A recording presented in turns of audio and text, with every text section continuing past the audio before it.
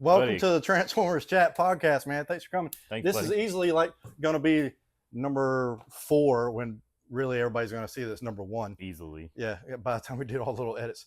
But hey, man, I just want to jump right into it. You collect turtles, Yep. and I'm obviously the Transformer guy. And so you've been doing this for how long? About 9 years. 9 years? Yeah. Yeah. Okay. Because knowing you're local right here in Goldsboro, North Carolina. We have been friends for God knows, I don't know how many years now. But I knew you when you seemed to collect everything. Yeah. And I didn't know how you did it, man. Yeah, I had Walking Dead. I had a big DC Marvel collection. But that was to collect stuff just to collect stuff. My heart wasn't in it. Turtles, however, there's always a little bit of a nostalgia grab, right, to something that you collect regardless. And I feel like when pops were a big thing, that's how I got into it. I got into it with pops were your gateway drug to exactly to the bigger stuff. Harry Potter, Marvel, DC, The Walking Dead. Just if it had a pop and I was either currently into it or had been into it, I just got the pops for it. And then when we were on a trip one time, our other friend Jordan, he was like, what do you collect? And I was like, I don't collect any one specific thing. And then we walked into one of the stores and I just saw the turtles on the shelf and I was like, yeah, you're hooked. Yeah. And see, that's, every collector's different, and yet we have such similarities, and all of that's to be celebrated. I enjoyed kind of watching you hunt, because like when we would go on like our guys trip that we used to take or whatever, I was so focused on like one single thing. And granted, if I had like GoBots or there were some little things outside of Transformers I would go after, but mostly just Transformers. And with you, it was like, oh, I'm finding Sailor Moon for my wife. I'm finding The Walking Dead. I'm finding this over here. And so like, I was like, dude, the stuff that you have to know about to collect all that, it's the same feeling I have like, we went to, what was that? A Toy Federation. Yes. That was the end point that we were trying to get to, and to walk in there and just to see, and really any toy shop, but just to see all the things that's in there. And as a toy store owner, you have to know like a little bit about all of it, or you're going to get taken, right? And he does. I've watched his YouTube a few times. He knows a lot about everything. I know a little bit about a lot of stuff. Right.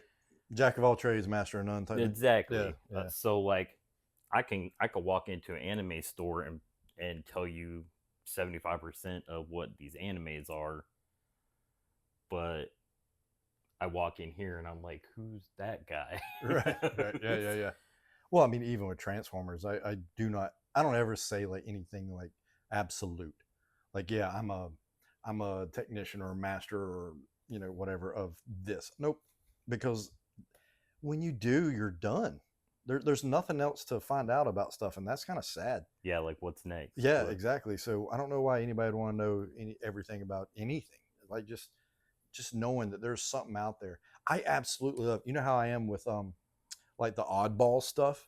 Like for our listeners, just for reference, when I say oddball, I mean like freaking cups that have Transformers on there, or kite that was. Why was it still in the package? Why didn't somebody rip that thing out and play with it?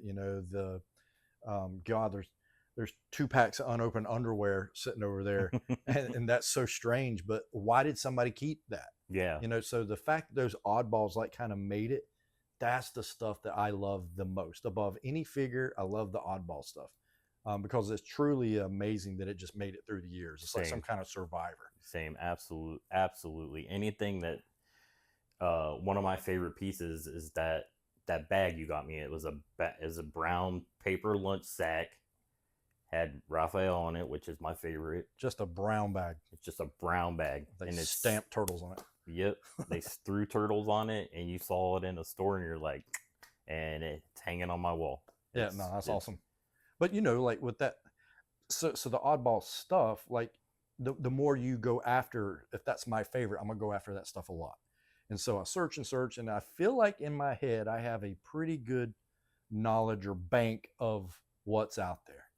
And so the best part, going right back to like how much we know and think we know, is when I see something that I have never seen, not even on the internet, picture or anything. I'm like, holy crap, they made that. Or there's, wait, I thought there's only two of those, and there's a third one, Yeah. type of thing. Mm-hmm. Man, that stuff's awesome because it lets me know, like, oh, there's still treasure to be found. And we're all treasure hunters. That's what collectors are. That's why we tune into podcasts, because we want to hear about like other stuff, like the knowledge out there. How can we, compare the stuff that we know to what other people's know? And it's just all this gathering of knowledge. And in that sense, the knowledge is the treasure that you're hunting. So it's like something that's wired in us.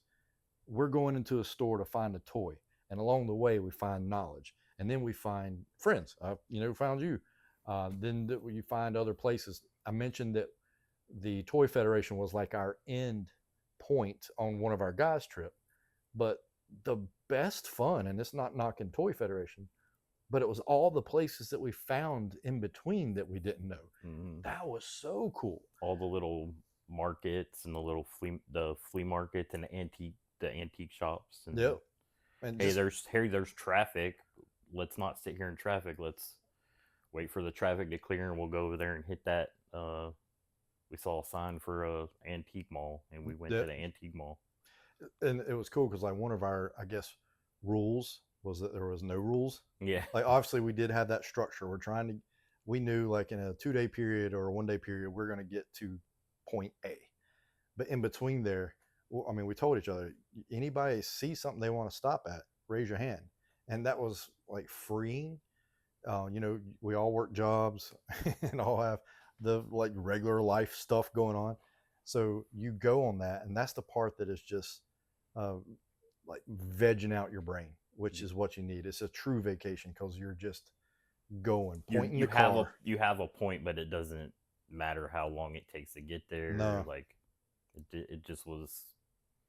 And then of course along the way, like, where are we eating? I don't know. Never been to this place before. Like I think we did have a kind of a rule. We didn't want to go to places that are chains. Like we did try to find something that was special. We found that taco bar that was just random. It was good though. Yeah, it was good. It was real good. Mm-hmm. And then that's where that I like the oddball stuff comes in, because everybody has, Gen 1 Raphael with his size, but not everybody has that paper sack that I have. Not everybody has those little night lights that I have that you found a couple of. Mm-hmm. I have old G1 keychains that I've never seen. So the current state is I'm on a turtles group on Facebook, and people will be like, "Oh, I found this at a flea market, and it was a really good price. What do you guys think it's worth?" And there's always that one guy that it's worth whatever somebody's willing to pay for it. Well, I mean, it is true. Yeah. So there's does that. Everybody always have to point that out? Yeah. It's always that guy. Yeah. There's always that one guy. You know what we're asking? Does anybody know an exact number? And now, with the last Ronin really kicking off and like bringing in the new generation, because there's 4 new turtles, that whole 9 There's 4 new ones besides the regular ones everybody knows. Yeah. So in the last Ronin, all the turtles get killed, and Splinter, Casey Jones, April lives. April's daughter, April and Casey have a daughter. She lives, and Michelangelo lives. Michelangelo survives, and that they go through it in the book. His travels from Japan to back to America, the whole 9 yards. So what are they going to do? They're going to make a video game. So now there's an announcement about a video game. They're going to make a TV show, or not a TV show, but a movie. Oh, well, the new stuff? Yeah. well, they pulled it Hmm. because it would have been rated R, would have been the first Turtles animation, CGI, whatever it would have been rated R.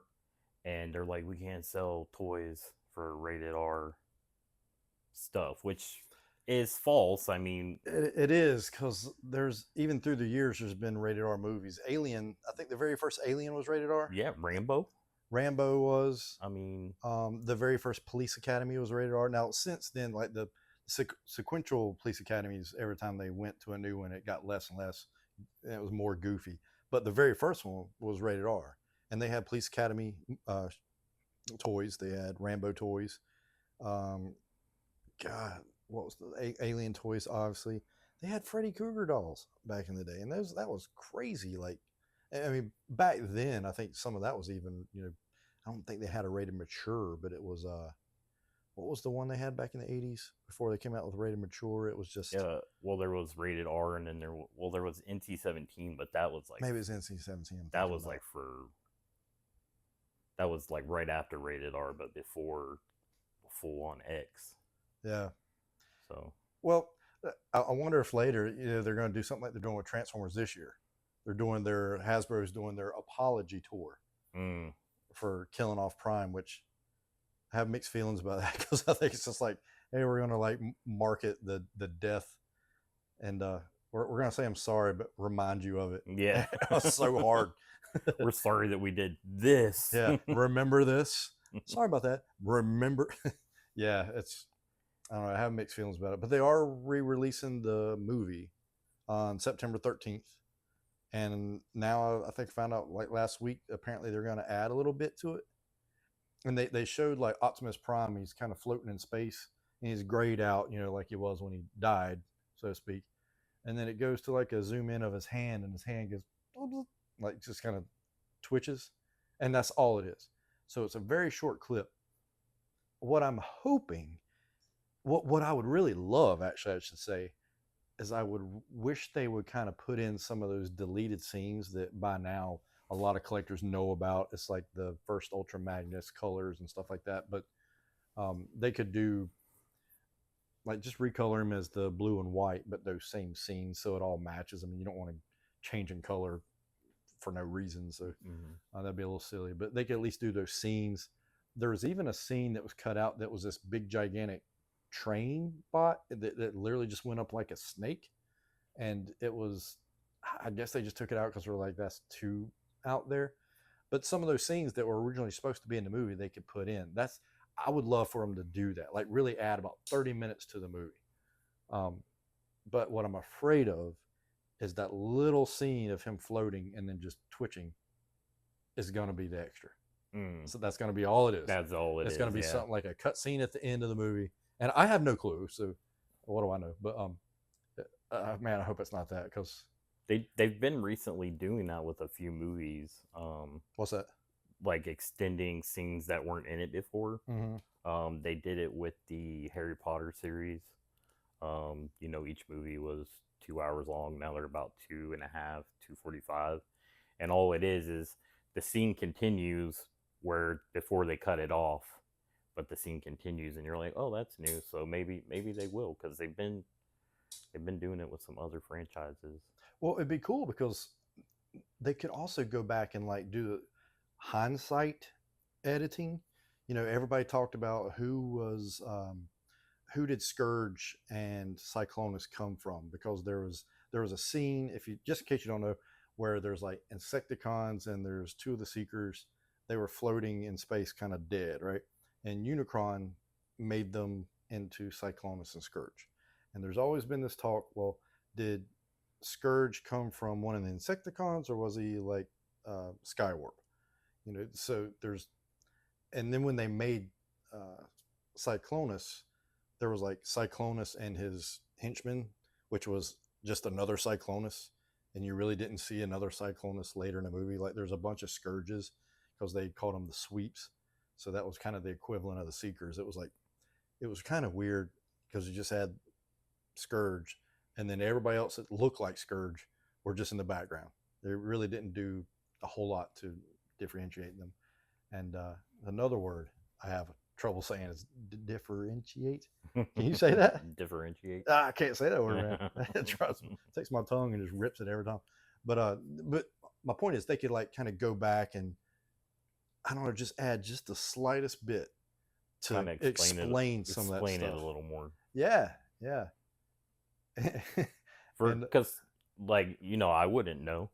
You know the lore behind it, but I don't know the lore behind it. So yeah, yeah, so that would be definitely explaining some. explaining it would be a little helpful. Well, it would definitely be a little bit of fan service, but because if you don't know or care, then it probably wouldn't mean to anything to you. But I don't know. There's just so much they could do. But I'm also the kind of person that likes to like what other like not what other people like, but what my friends like. I I want to be into Transformers because you're into Transformers. I don't want to know everything about it, Mm-hmm. but I want to be like, Able to hold a conversation. yeah, Yeah, yeah.